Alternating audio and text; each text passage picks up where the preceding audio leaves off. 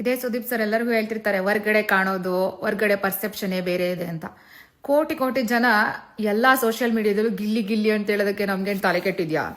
ಗಿಲ್ಲಿ ಅಂತ ಹೇಳೋದಕ್ಕೆ ಅವನಿಗಿರೋ humanity, the man, ಅವನ ಒಳಗಡೆ ಇರೋ ವ್ಯಕ್ತಿತ್ವ ಬರೀ ಕಾಮಿಡಿ ಮಾತ್ರ ಅಲ್ಲ, ಅವನು ಒಬ್ರು ಜನನ ಹೇಗೆ ಟ್ರೀಟ್ ಮಾಡ್ತಾನೆ ಅಂತ.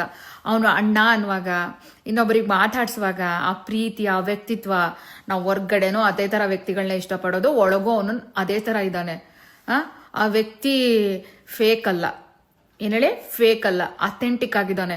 ಆಮೇಲೆ ನಾವು ಎಲ್ಲರೂ ಇಷ್ಟಪಟ್ಟಿದ್ದೀವಿ. ಇನ್ನೇನು ಬೇಕು ಶೋಗೆ?